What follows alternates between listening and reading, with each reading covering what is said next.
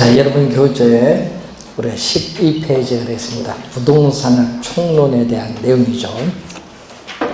자, 이 총론에 대한 내용인데 그 1번 문제 보시면은 이 부동산 학에 관한 설명으로 틀린 것을 묻습니다. 자, 부동산 학인데 자, 1번 지문 보시면은 이 과학을 순수 과학과 응용 과학으로 구분할 때 우리 부동산 학은 무슨 과학이죠? 응용 과학이다. 그래서 이 부동산 학은 우리가 성격, 학문적 성격을 우선 볼 때 우주의 생성 원리를 설명하는 물리학이라든지 또는 지구과학과 같은 순수 과학이 아니라 현실의 부동산 활동을 대상으로 하는 우리는 응용과학이라는 거. 응용과학으로서의 학문적 성격을 우선 가지고 있습니다. 그래서 1번은 또 맞는 지문이고 2번 부동산학의 연구 대상은 부동산을 대상으로 전개해 나가는 인간의 행위인 부동산 활동, 또 부동산 활동을 둘러싼 여러 가지 형상인 부동산 형상을 포함을 하죠. 여기다가 부동산 문제도 포함시키기도 하는데 대표적인 두 가지입니다. 세 번째, 부동산학의 접근 방법 중 이 종합식 접근 방법은 부동산을 기술적, 경제적, 법률적 측면 등의 복합 개념으로 이해하여 이를 종합해서 이론을 구축하는 방법이다. 그래서 이 부동산학을 우리가 접근하는 방법, 연구하는데 이 접근하는 방법에서 우리가 이 김영진 교수는 뭐를 하죠? 종합식 접근 방법이죠. 자, 이 종합식 접근 방법이라는 것은 부동산을 항상 여러분 기술적, 경제적, 법률적 측면에 뭘로 이해한다? 복합 개념으로 이해한다. 예, 복합 개념으로 이해를 하는 개념이라는 거. 자, 네 번째, 부동산학은 다양한 학문과 연계되어 있다는 점에서 종합 학문적 성격을 가지고 있고 또 부동산학의 일반 원칙이 나오죠. 그래서 이 부동산학은 또 이 종합, 우리가 과학으로서의 학문적 성격을 가지고 있고 또 이 부동산학의 일반 원칙이죠. 일반 원칙으로서 우리 능률성의 원칙, 또 전성의 원칙, 경제성의 원칙, 3대 원칙인데 이 부동산 활동의 능률화를 추구해야 된다는 원칙인데 이 능률성의 원칙에 있어서 우리는 소유, 자, 부동산에 소유하면서 이용을 해야 되겠죠. 그래서 이 소유 활동에 있어서의 능률화, 그리고 또 부동산 거래 활동의 능률화. 자, 그래서 이 부동산 활동의 능률화를 추구를 해야 된다는 원칙인데 이때 부동산 소유 활동의 능률화를 위해서는 소유 이용의 대상으로서 최유효 이용의 우리가 원리, 원칙, 원리, 원칙을 지도 원리로 삼고 있고 거래 활동의 능률화를 위해서는 거래 질서, 확립의 원칙을 지도 원리로 삼는다. 그래서 지금 뭐죠? 능률성이 아니라 지금 문제에서 안전성을 해놨죠? 그래서 능률성의 원칙입니다. 그래서 5번이 틀린 지문. 자, 안전성은 우리가 이 기술적 측면에서의 안전성이 있느냐, 또 경제적 측면에서의 안전성이 있느냐, 이 법률적 측면에서의 안전성을 고려를 해야 됩니다. 그래서 특히 뭐와 거래 시의 사고에 유의를 해야겠죠.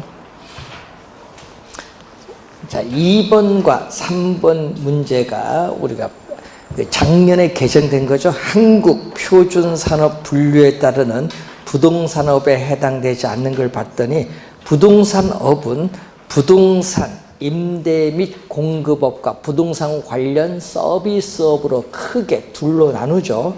이걸 다시 소분류를 했더니 부동산 임대 및 공급업은 부동산 임대업, 부동산 또 개발 및 공급업, 또 부동산 관련 서비스업은 부동산 관리업, 부동산, 여기 이 내용이 바뀌었거든요. 중개, 자문 및 감정평가.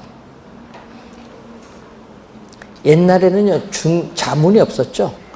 중개, 자문 및 감정평가인데, 그래서 또 오른쪽에 보시면은 부동산 중개 및 대리업, 부동산 투자 자문업, 그리고 부동산 감정평가업이죠. 자, 부동산 관리업은 주거용, 비주거용 부동산 관리업으로 나누는데, 그래서 관련 없는 거 2번 문제는 뭐를 관련 없어요? 투자 금융업은 관련이 없겠죠? 그래서 투자 자문업이지 투자 및 금융업은 관련이 없습니다. 2번 정답이 되겠고, 그리고 3번 문제가 작년에 출제됐는데 부동산 관리업에, 그럼 그 표 위에 보니까 부동산 관리업은 두 가지 있어요. 주거용 부동산 관리업, 비주거용 부동산 관리업인데 1번, 2번 지문은 맞고요. 사무용은 비주거용이고 아파트는 주거용이니까 관련이 있고 사업시설을 유지 관리하는 건 아무런 관련이 없습니다. 그래서 4번이 우리가 정답이 되겠습니다. 자, 그리고 4번 문제로 가는데, 자, 4번 문제 보시면은 토지의 정착물 중 토지와 독립된 것을 아닌 걸 묻는 거죠. 그래서 이 협의, 이 좁은 의미의 부동산은 민법 제99조 제1항이죠. 그래서 이 협의 부동산은 민법 조문을 가지고 정의를 내립니다. 토지 및 그 정착물입니다. 토지 및 그 정착물이 우리가 협의 부동산, 민법상 부동산인데, 자, 그래서 이 협의 부동산은 크게 둘로 나누죠. 토지와 정착물로 나누는데, 이 정착물은 토지와 독립한 부동산으로 간주되는 독립정착물이고, 토지의 일부로 간주되는 종속정착물, 둘로 우리가 크게 나누어 볼 수 있습니다. 자, 독립정착물, 요거죠. 토지의 정착물 중 독립된 것이 아닌 것 찾는 건데, 우리가 건물입니다. 건물. 자, 건물은 토지와 독립한 부동산으로 간주되는 독립정착물로서 대표적입니다. 우리나라, 일본은. 그래서 건물을 잘 기억을 해두시고, 또 이 소유권 보존 등기된 임무, 그리고 명인 방법을 갖춘 20개 집단, 그리고 또 농작물 중에서도 정당한 권원에 의해서 타인 토지에서 경작 재배되는 농작물, 그리고 또 정당한 권한이 없이 또 타인 토지에서 경작 재배된 농작물도 법원의 판례에 의하면 경작자 소유로 보기 때문에 토지와 독립한 부동산으로 간주한다. 관련 없는 게 뭐죠? 국어가 관련 없어요. 국어는 용수 또는 배수를 위하여 일정한 형태를 갖춘 인공적인 수로 및 그 부속 시설물의 부지를 얘기하거든요. 또 자연에 유수가 있거나 있을 것으로 예상되는 소규모 수로 부지인데, 여러분 우리 농촌에 가면 밭 보면 옆에 도랑이 있죠. 물 흘러가는, 그게 국어예요. 국어의 개념을 잘 알아둬야 돼요. 이건 종속정착물입니다. 국어. 3번이 정답입니다. 자, 이 4번 문제를 잘 이해를 해야 됩니다. 그럼 원래 모의고사 한번 1번 문제 잘 풀겠지. 자, 5번 문제로 갑니다. 부동산 개념에 관한 설명으로 틀린 것은 자, 복합 개념의 부동산이 나오죠. 자, 이런 복합 개념의 부동산을 이제 보는데 이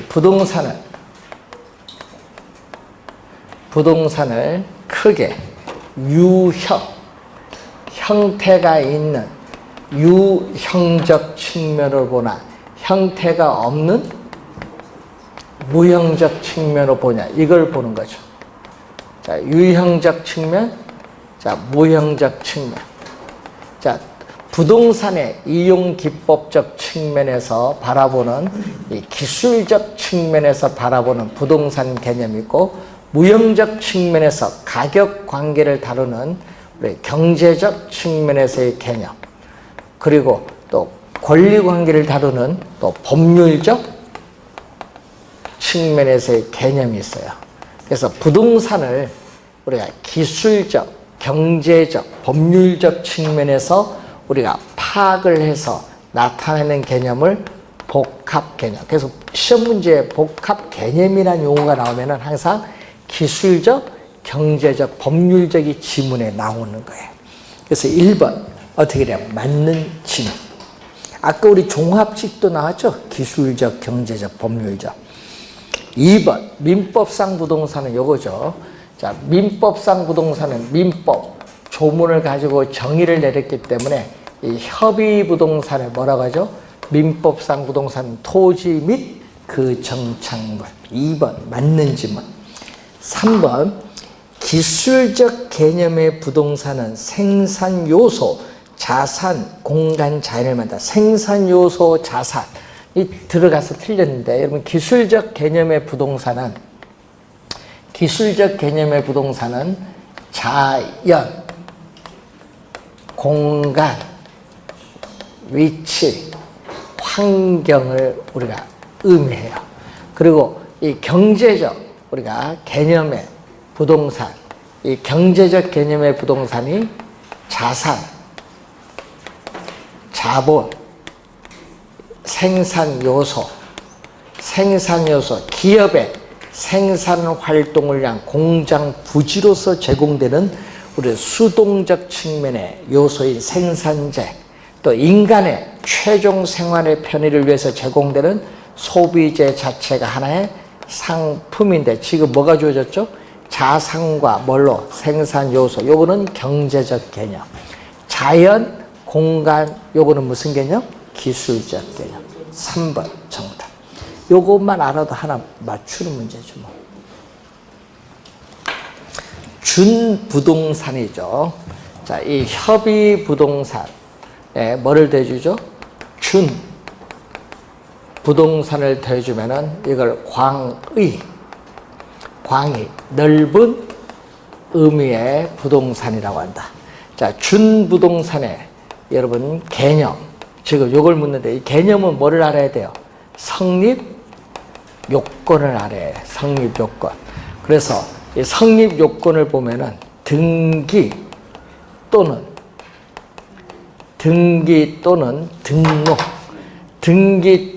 등록의 공시 방법을 갖추고 부동산에 준하여 취급되는 물건입니다. 그래서 부동산에 준하여 취급되는 특정의 동산 등을 말한다. 예? 자, 여러분 사회의 통념상 부동산과 같이 규율할 필요가 있는 특정의 동산 또는 동산과 결합된 부동산 집단을 준부동산이죠. 특정의 동산만 있는 것이 아니라 동산과 결합된 부동산 집단도 있기 때문에 그게 등 이렇게 들어간 겁니다. 4번 맞는 지문이죠. 5번 토지와 건물이 각각 독립의 밑줄. 자, 여러분 복합 개념과 뭐는 다르다? 복합 부동산은 서로 무슨 개념? 다른 개념. 복합 부동산. 그래서 토지와 토지상의 독립된 거래의 객체인 정착물. 예를 들어서 토지와 토지상의 독립된 거래의 객체인 토지와 토지상의 독립된 거래 객체인 정착물, 예를 들면 건물이나 임목인데 독립된 거래 객체인 정착물이 결합, 그래서 건물을 철거를 하지 않는 한 서로 뗄래야 뗄 수 없어요. 그래서 결합된 상태에 함께 그대로 부동산 활동의 대상으로 다루어지는 부동산을 복합부동산 개념입니다. 5번은 복합부동산의 개념. 1번과 5번을 반드시 구별할 줄 알아야 되는데 서로 어떤 개념? 서로 같은 개념이 아니다. 다른 개념이다.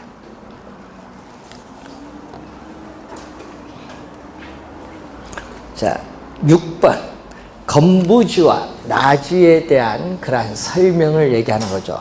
자, 택지는 건축할 수 있는 토지를 택지인데, 택지상에 우리는 건축할 수 있는 토지인데 건축물이 없는 토지를 나지라고 하고, 택지상에 건축물이 서 있는 부지를 건부지라고 하죠. 건축물이 있어요. 그래서 이렇게 토지에 건물이 있다는 얘기죠. 이 건축물이 서 있는 이 부지를 우리는 건부지라고 합니다. 자, 그런데 나지의 개념을 보면은, 자, 그 나지의 개념이 1번과 2번 지문이 나지 개념이거든요. 자, 토지 보상평가 지침 제3조 제5에 나오는 지문 1, 2번이 구성돼요. 자, 나지란 토지에 건물 기타 정착물이 없고 토지의 사용수익을 제한하는 거죠. 지상권 등 토지의 사용수익을 제한하는 사법상의 권리가 설정되어 있지 아니한 토지를 뭐라고 한다? 나지. 이게 1번, 2번 지문으로 두 개로 구성해서 나왔어요. 맞는 지문이죠. 3번 건부지 가격. 여러분, 이 건부지 가격은 어떻게 돼요? 토지상의 건축물로 인해서 토지의 사용 수익이 제한을 받아요. 건물이 없는 나지에 비해서 토지의 최유효 이용의 상태를 저해를 받게 돼서 우리는 토지 가치가 오히려 하락을 하게 되는데, 이것을 우리는 건부감가라고 하죠. 건부감가는 건물이 없는 나지 가격과 건물이 있는 건부지 가격을 비교하면 어디가 크다? 우리 나지 가격이 크죠. 그러니까 건부지 가격이 나지 가격보다 낮아요. 높게 평가한다니까 틀린 지문 3번 정답. 뭐가 돼? 요거 낮게 평가돼야지. 자, 건부지는 지상에 있는 건물에서 사용 수익이 제한되는 경우가 있죠. 그래서 최유효 이용을 줘야 되니까 뭐가 발생하는 거예요? 건부 감가가 발생하지. 자, 5번에 건부지는 건물 등이 부지의 최유효 이용에 적합하지 못하는 경우에는 나지에 비해서 최유효 이용의 기대의 가능성이 낮으니까 건부지 가격은 나지 가격보다 낮은 건부 감가가 발생하는 거죠. 예외적으로 오늘 우리 배우셨던 예외적으로 또 뭐도 발생할 수 있다? 건부 증가가 발생하죠. 여러분, 개발 제한 구역 내에서 건폐율 용적률의 규제가 강화될 경우에 발생하는데, 이럴 경우에는 건부지 가격이 오히려 나지 가격보다 높게 나타날 수 있어요. 자, 여러분 시험 문제에 나지 건부지 자주 출제가 되는 용어거든요. 그래서 좀 주의 좀 해두셔야 되겠고, 자, 7번 문제. 부동산 활동에 따르는 토지 분류 중 지적 공부에 등록된 토지가 강물이나 냇물, 이런 물에 침식이 돼서 수면 밑으로 잠긴 토지를 우리는 전문용어로 뭐라고 하죠?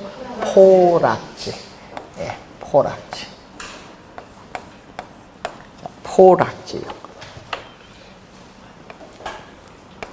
그래서 개인의 사유지인 전답 등이 강물에 침식이 되면서 집안이 절토돼서 하천으로 변한 토지를 뭐라고 한다? 포락지라고 해요. 그래서 포락지 개념 우리가 10회 시험에도 출제했고 26회, 28회 시험에 출제된 용어예요. 자, 8번 문제로 갑니다. 이런 게 어려운 겁니다. 다음 중 옳은 것은 모두 몇 개. 이런 문제가 난이도 상이야. 난이도 상. 5개 보기 중에 하나 모르면 틀려요. 이게 어려운 거예요. 시험 문제 나오면. 자, 첫 번째, 지력 회복을 위해서 정상적으로 쉬게 하는 토지, 특히 농지 등에 있어서 그렇죠. 이것을 뭐라고 한다? 휴한지지, 휴한지. 자, 휴한지에 대한 설명. 첫 번째 틀렸죠. 공지가 아니잖아요. 공지는 건축법상의 대지에서 건축물의 바닥 면적을 제한 부분의 토지가 공지입니다. 공지가 아니다. 휴한지입니다. 두 번째, 맹지는 타인의 토지에 둘러싸여 도로와 접하고 있지 않은 토지, 맹지의 개념이죠. 그래서 맹지는 감가가 발생합니다. 자, 하나의 지번을 가진 토지 등기 한 단위는 획지가 아닙니다. 무슨 개념? 필지. 자, 부동산 활동상의 용어로서 우리는 획지는 토지 이용상 상정하는 개념인데 필지죠. 그래서 하나의 지번으로 둘러싸인 법률적인 토지의 등록 단위를 말하죠. 필지는 토지의 면적과는 아무런 관계가 없다. 그리고 부동산 등기법상 등기의 한 단위를 의미하는 개념이 필지입니다. 자, 그리고 임지지역, 농지지역, 택지지역 상호 간에 다른 지역으로 전환되고 있는 지역의 토지를 뭐라고 하죠? 후보지죠. 후보지. 또 맞는 지문이죠. 자, 용도적 지역. 자, 실제로 토지가 이용되고 있는 용도에 따라 지역을 크게 우리가 분류하는 거죠. 분류할 때 이 택지 지역, 농지 지역, 임지 지역인데 뭐 임지 지역 임야 산이 택지로 조성해서 우리는 아파트 대규모 단지를 지을 수 있고 전답 등을 수용해서 우리는 또 상업용 건물을 지을 수도 있죠. 이렇게 임지 지역, 농지 지역, 택지 지역 등 용도적 지역 상호 간에 뭐가 된다? 전환되고 있는 지역의 토지를 후보지야. 후보지가 또 상당히 또 시험에 많이 나오고 요게 대응해서 또 뭐가 있죠? 이행지가 있죠. 요걸 두 용어로 구별 잘 해두셔야 되는데 이 택지 지역을 더 세분화시키는 것을 소분류입니다. 택지는 건축 용지인데 그래서 우리는 주거 지역, 상업 지역, 공업 지역이죠. 자, 택지 지역 내에서 우리는 상업 지역이 주거지역으로 바뀔 수도 있거든요. 자, 이럴 때는 택지 지역, 이 동일이죠. 우리 동일한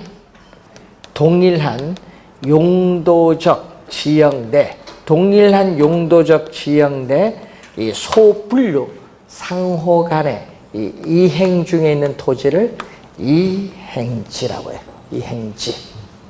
자, 그래서 개념, 후보지, 이행지 개념 구별을 잘 해두셔야 될 용어입니다.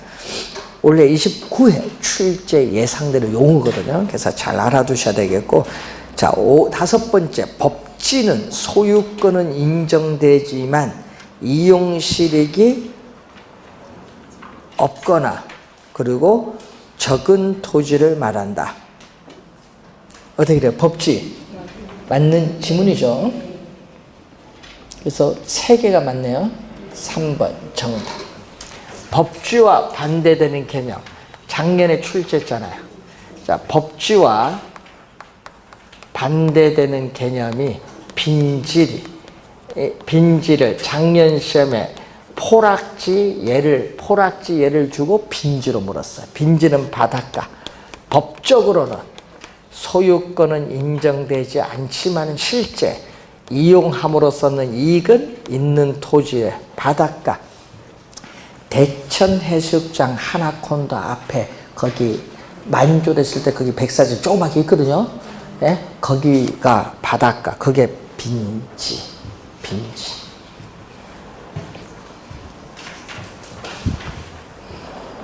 자, 이런 문제가 어려워요. 하나 모르면 틀리는 거. 9번 문제, 이런 건 쉬운 문제. 작년에 출제했잖아요. 이용 상태에 따르는 토지 용어의 설명으로 틀린 것은 부지는 도로 부지, 하천 부지와 같이 일정한 용도로 이용된, 용도가 떴죠. 일정한 용도로 제공되는 바닥 토지가 부지야.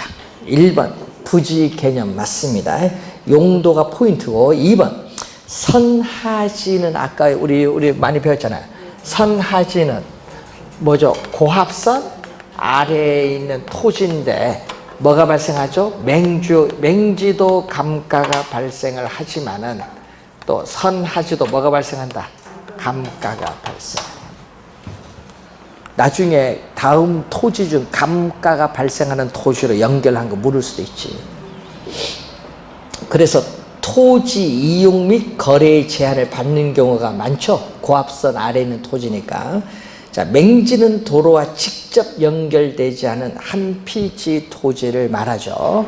그래서 맞는 지문이고, 후보지는 임지지역, 농지지역, 택지지역 상호 간에 다른 지역으로 전환되고 있는 지역의 토지 후보지 개념 맞고요. 자, 물에 의한 침식으로 인해서 수면 아래로 잠기거나 또 아까 뭐죠? 하천으로 변한 토지를 뭐라고 한다? 포락지. 빈지가 아니라 이 포락지에란 설명을 출제했어요. 5번 정답. 이런 문제는 좀 쉬운 문제예요. 박스가 아니니까. 올해 시험은 박스로 출제가 예상됩니다. 자, 10번. 주택의 유형에 관한 설명으로 옳은 것은, 자, 연립주택 뭐 쭉 나오고 있는데, 단독주택에 있어서 대표적인 게, 자, 건축법상 단독주택에서 대표적인 게 뭐죠? 우리는 가구, 다중 할까요? 다중 주택. 그리고 여러분 다가구 주택은요, 공동주택이 아니라 뭐죠? 단독주택이에요. 자, 공동주택에 있어서 아파트, 그리고 연립주택, 그리고 다세대. 여러분 다세대는 공동주택을 말하죠. 뭐 기숙사. 공간은 단독입니다. 자, 여러분 거기에 연립주택은 주택으로 쓰는 한 개동의 바닥면적 합계. 여러분 바닥면적 합계가 뭐죠? 우리는 연면적이죠. 660제곱미터 이하이고 층수는 4계층 이하 하니까 틀렸는데, 자, 요것은 4계층 이하고 요거는 뭐죠? 5계층 이상이 되겠고, 자, 연립주택. 자, 연립주택은 660제곱미터 초과하고, 다세대 주택은 660제곱미터 이하. 시험에 나오면요, 여기에 초과인지 이하인지 왔다 갔다 해서 틀리고, 660이거든요. 660. 1번 틀렸고, 2번 다가구 주택은 주택으로 쓰이는 층수가 3계층 이하이고 한 개동의 바닥 면적 하면 안 되죠. 바닥 면적의 합계 이렇게 해야지. 330제곱미터인 공동주택. 다가구 주택은 공동주택이 아니라 뭐다? 공동주택이 아니라 단독주택이죠. 단독주택. 그래서 우선 2번도 뭐 했다? 틀린 질문이 되겠습니다.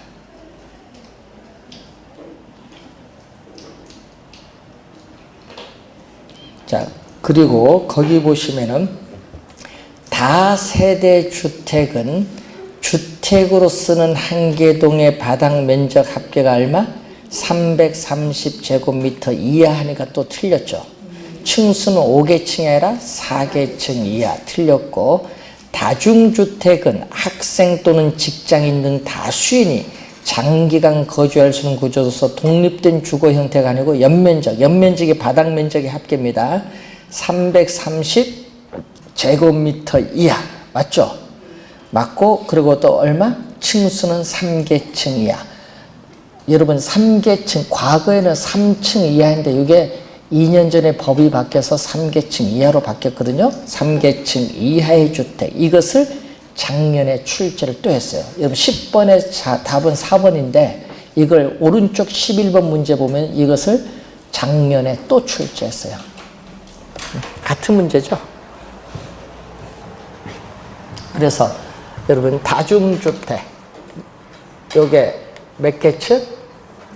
2개가 요거는 3계층 이하. 법이 바뀌었거든요. 이런지에 옛날에는요 3층 이하인데 3계층으로 2년 전에 바뀌어서 그래서 작년에 바로 출제한 거예요. 다중주택은 3계층 이하.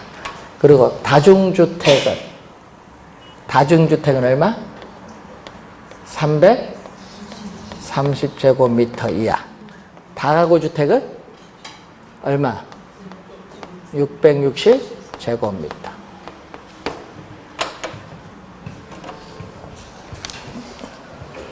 자, 그것을 우선 여러분이 이해를 해 두시면 되는데, 거기서 거기 2번 지문에 여러분 330이 아니라 얼마?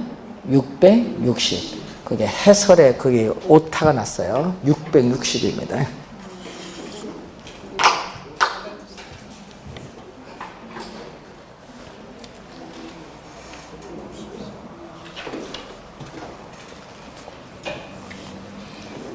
자, 11번은 무슨 거죠? 아까 다중주택. 작년에 쉽게 나왔죠. 자, 12번. 부동산을 다양한 기준에 따라 분류하여 설명한 것으로 옳은 것은 공간 정보의 구축 및 관리 등에 관한 법령상, 자, 용수 또는 배수를 위해서 일정한 형태를 갖춘 인공적인 수로 등 및 그 부속 시설물의 부지 또는 자연적인 유수가 있거나 있을 것으로 예상되는 소규모 수로 부지의 지목을 유지가 아니라 국어의 설명. 유지는요, 우리는 저수지 연못, 상시적으로 물을 저장할 수 있는 저수지, 연못, 호수, 뭐 이런 댐 이런 걸 얘기해요. 그래서 개념이 틀렸습니다. 유지가 아니라 국어. 건축 법령상 용도별 건축물의 종류에 따라 운전하고 및 정비하고는 자동차 관련 시설로 무도, 여러분 요거 어떤 분이 작년에 오해를 해서 27회 틀리신 분 무도, 태권도의 무도가 아니야. 춤추는 무도예요. 무도학원 유일학시설로 불러. 자, 세 번째, 택지지역. 2번이 정답이고, 농지지역, 임지지역 상호 간에 다른 지역으로 전환되고 있는 지역의 토지는 이행지가 아니라 후보지 개념. 자, 주택법령상 도시형 생활주택은 주택, 여러분 주택 외의 건축물과 그 부속 토지로서 주거시설로 이용 가능한 시설 등을 만든다. 이거는 도시형 생활주택이 아니라 준주택의 개념. 준주택. 그래서 4번 준주택입니다. 자, 5번 우리 국토의 계획 및 이용에 관한 법령상 이 환경과 경관을 보호하고 과밀을 방지하기 위하여 건축물 높이의 최고 한도를 정할 필요가 있는 지역에 대해서 뭘로? 최고 고도 지구로 지정하죠. 여러분이 보호 지구가 아니죠. 네, 틀린 지문. 여러분 우리 개론 시험에 공법 지문이 가끔 나와요. 그래서 주택법상 주택 개념, 그리고 뭐 요즘 많이 나오대요. 주택 개념, 그리고 공동주택 건축법상의 개념, 이게 가끔 출제를 합니다. 왜 또 출제하냐면요, 부동산 가격 공시에도 중요하니까. 자, 자, 이건 공법에서 좀 참고 삼아서 공부하시고, 자, 13번 문제로 갑니다. 토지의 특성에 관한 설명으로 틀린 것은, 자, 영속성으로 인해서 원칙적으로 감가상각이 적용되지 않는다. 자, 토지가 자연물로서 우리가 본래 가지고 있는 특성이 주어지죠. 자, 그 특성 중에 부동성, 부증성, 영속성이 있어요. 자, 영속성은 토지를 사용하여도 우리가 소모되지 않는 특성이에요. 소모되지 않는 뭐죠? 비소모적 재화. 자, 비소모적 재화니까 원칙적으로 우리는 물리적 측면에서의 토지의 감가상각 이론은 적용할 수 없다. 물리적은 생략해도 돼요. 그런데 뭐는 항상 붙여야 돼? 경제적은 항상 붙여야 됩니다. 자, 오늘 예를 들죠. 뭐 폐광촌에 서서 우리는 폐광이 되면은 경제적 측면에서 토지 가치는 하락할 수 있죠. 경제적 감가는 가능한데 문제는 경제적은 반드시 붙여야 돼. 그렇지만 물리적은 생략해도 관계는 없어요. 그냥 감가해도 물리적 감가입니다. 그래서 1번 맞는 지문입니다. 2번 부동성으로 인해서 부동산 활동이 국주화된다. 자, 부동성으로 인해서 부동산 활동 및 부동산 형상을 고도로 뭐한다? 국지화. 시험에 단골로 출제되는 용어라고 했습니다. 자, 세 번째 보시면은 부증성. 부증성으로 인해서 토지 이용이 집약화된다. 자, 인구는 계속 도시로 집중돼서 도시 토지에 대한 택지에 대한 수요는 계속 증가하지만은 공급의 한계로 인해서 부족 문제로 인해서 누가 경쟁을 벌이죠? 토지를 이용하는 수요자 간의 경쟁이 벌어지죠. 수요자 간의 경쟁이 벌어지면서 지가가 우리는 경쟁이 심할수록 계속 오르게 돼서 우리는 건물이 고층화되는 토지 이용에서의 뭐를? 집약화를 촉진한다. 토지 이용에서의 집약화를 촉진하죠. 그래서 집약화라는 용어는 뭐와 관련이 있다? 부증성. 맞는 지문이고, 개별성으로 인해서 부의 외부 효과가 발생한다. 자, 위치가 고정됐기 때문에 그 위치를 둘러싼 외부 환경 조건에 변해서 부동산 가치가 달라지는 외부 효과는 개별성이 아니라 뭐죠? 부동성. 부동성이라든지 또 여러분 인접성이라는 게 있죠. 위치는 고정됐고 그 옆에 토지에 연결되어 있던 인접성도 관련이 있어요. 개별성은 아무런 관련이 없어요. 자, 개별성은 부의 외부 효과는 관련 없다. 그래서 정답은 몇 번? 4번.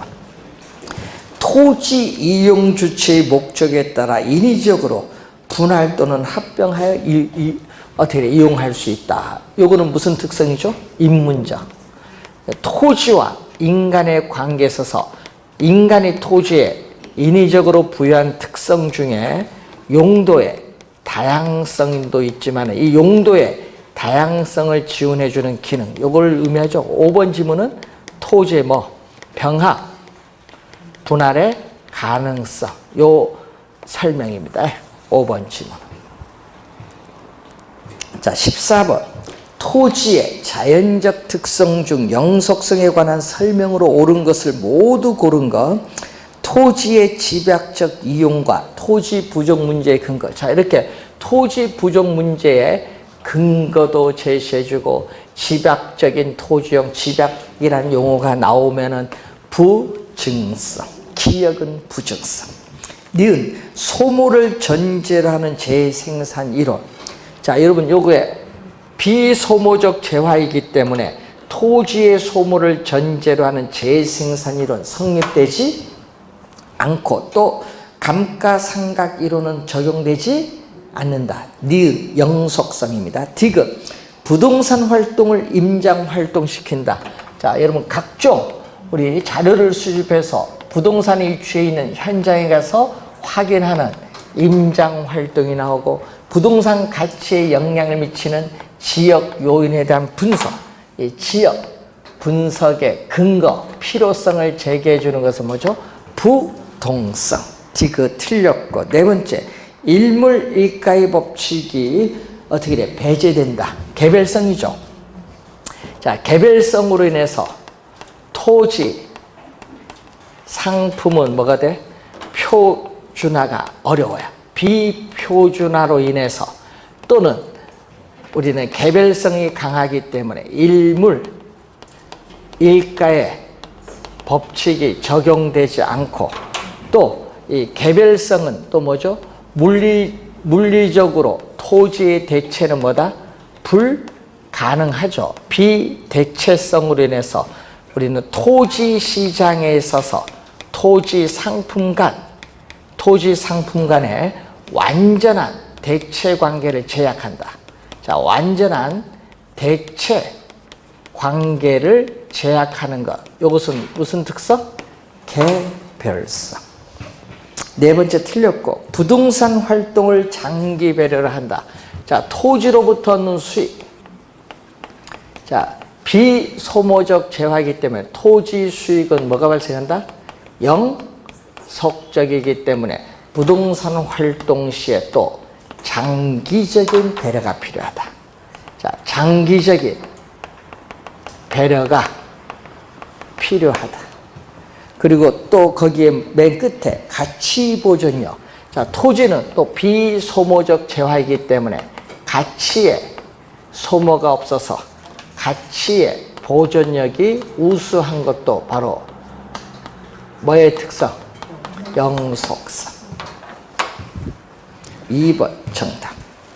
15번, 다음의 파생 현상을 모두 발생시키는 토지 특성, 소유함으로써 생기는 우리는 자본이익과 이용하여 생기는 운용이익을 발생시킨다 얘기죠. 우리는 토지 수익이 영속적이다 보니까 토지에 장기적으로 투자하면은 우리는 운영함으로써는 이익이 요거죠. 운영함으로써는 이익, 소득 이득과 지가 상승에 따르는 자본이득, 여기 자본이익인데 요 두 가지를 우리가 얻을 수 있다는 것은 바로 영속성. 그것만 봐도 영속성이 나와야 되고, 또 가격이 하락을 해도 소모가 되지 않아요. 비소모 나왔죠? 그렇기 때문에 나중에 가격 상승을 기대하여 매각을 미룰 수도 있다. 소모되지 않기 때문에 계속 끝까지 보유하는 거지 뭐.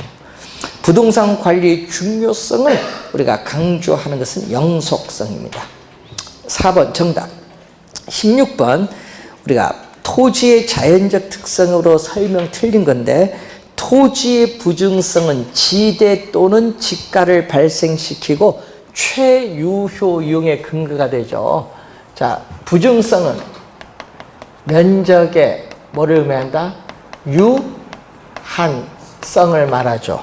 면적이 유한하기 때문에 이 유한한 토지를 합리적으로 이용하기 위한 최유효 이용에 있어서의 근거가 되죠.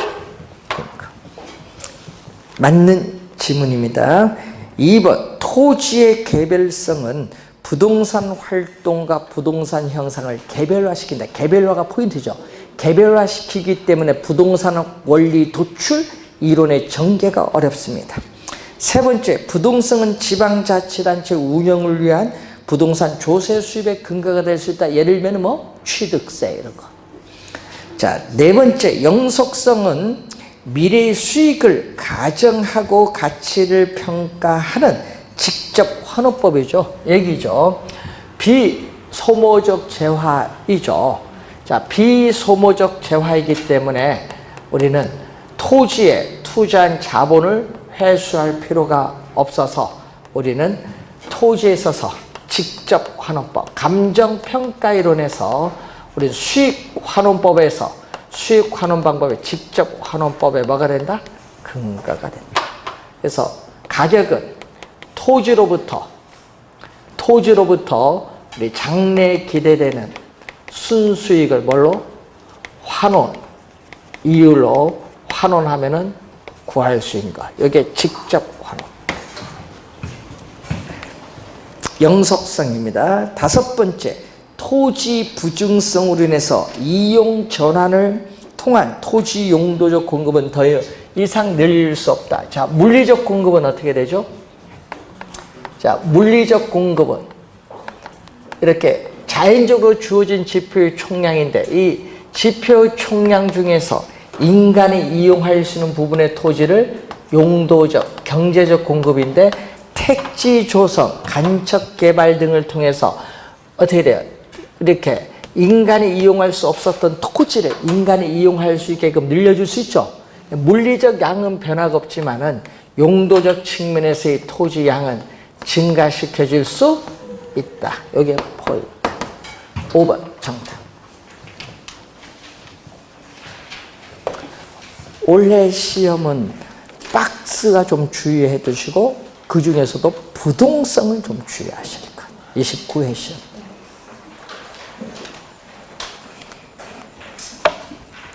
저라면 부동성을 출제를 합니다. 이렇게 농담 삼아 얘기했는데 나옵니다. 작년에도 시험시험에서는 주택 법이 바뀌었기 때문에 나온다. 바로 나오는 거예요. 중요한 거는요, 출제운도 안 놓칩니다. 자, 총론 세 문제 출제되는 부분에 있고요. 잠시 쉬고 경제론 배웠습니다.